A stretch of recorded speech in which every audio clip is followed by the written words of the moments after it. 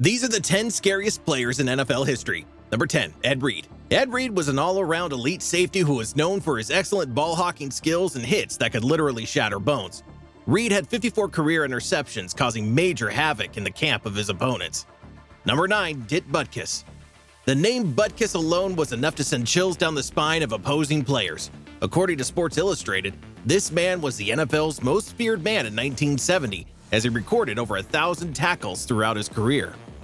8. Barry Sanders.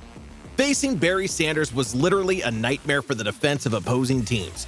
Sanders was an incredibly strong runner, and no one could come close. 7. Jim Brown. Just like Sanders, Jim Brown was an offensive player who tortured opposing players with his speed as a running back.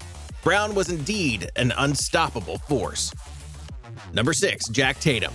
Nicknamed the Assassin, you can imagine how scared opponents were for this man. For opposing teams, it always felt like they had a target on their back when Tatum was on the field. 5. Chuck Bednarik.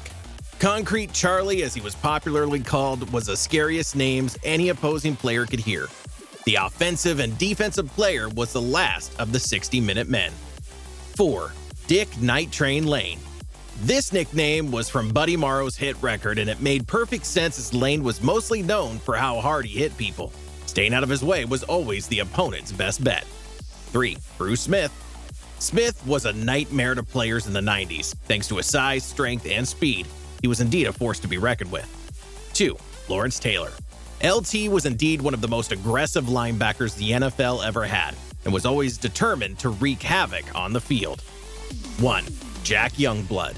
After playing the Super Bowl 14 and the 1979 NFC Championship game with a broken leg, Youngblood takes his rightful place as the #1 craziest man in NFL history. Nothing can ever stand in the way of such a man.